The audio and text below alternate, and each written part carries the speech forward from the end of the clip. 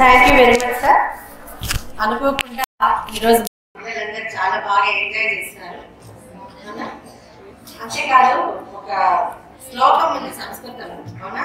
పద్మాకరం దినకరో వికజం కరోతి చంద్రో వికాసయతి కైరవ చక్రవాణం నాభ్యర్థితో జలధరోపి జలం దదాతి సంత స్వయం పరగితే విహితాభియోగా. అట్లా మనం అడగకుండానే, అవునా? అంటే దాని అర్థం ఏమి? పద్మాకరం అంటే కమల, అవునా?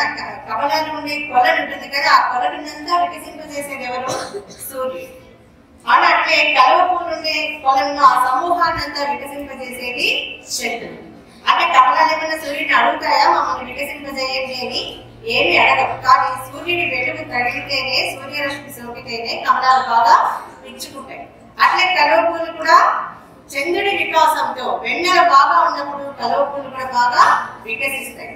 అట్లే సంత స్వయం పరగితే విహితాభియోగ. సంత పురుషులు అంటే సాధువులు లాంటి వాళ్ళు, సత్పురుషులు లాంటి వాళ్ళు, మంచి వాళ్ళు ఎప్పుడు ఇతరులు అడగకుండానే వాళ్ళకి మేలు చేస్తారు. పరగితే అంటే ఇతరుల హితం కోరి వాళ్ళు పని చేస్తారు. అట్లా ఈ రోజు మన పాఠశాలకు 3 నెలల నుంచి వీళ్ళే వస్తాము, మేము వస్తాము, మీ పిల్లలందరికీ మాకు తెలిసిన విషయాలు కొన్ని పంచుతాము, మీ పిల్లలందరినీ మేము కొంచెం మారుస్తాము, వాళ్ళలో కొంచెం మంచి లక్షణాలు సత్ప్రవర్తనలు కలిగిస్తాం. మంచి మాటలు చెప్తే 30 మందికి చెప్తే ఒక 2-3 మారకుండా ఉంటారా? మారుతారు కదా. ఆ 3 చెప్పడం వల్ల ఇంకో 2-3 మారుతారు. ఆ రకంగా మంచి మాటలు చెప్తాము అని వాళ్ళని అంటే వీళ్ళు వేరే వాళ్ళ మేలు కోరి వచ్చినారు కదా, మీకు అందరికీ మంచి మాటలు చెప్పాలని వచ్చినారు. కాబట్టి వాళ్ళందరూ ఈ రోజు మన పాఠశాలకు విచ్చేసి వాళ్ళ అమూల్యమైన సందేశాన్ని మనకందరికీ వినిపించినారు. కాబట్టి సార్ చెప్పినట్టు మీరు వాళ్ళ అన్ని విషయాలు విన్నారు కదా, వాటన్నిటిని ఖచ్చితంగా ఆచరిస్తారని, వీళ్ళందరినీ బాగా గుర్తుపెట్టుకుంటారని కోరుతున్నాను.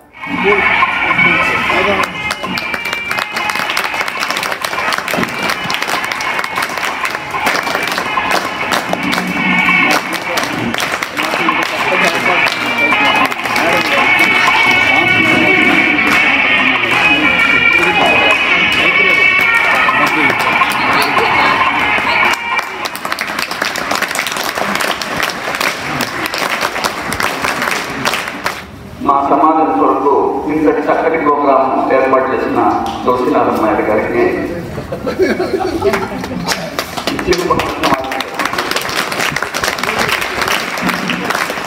ధన్యవాదాలు మేడం. అందరికీ ధన్యవాదాలు.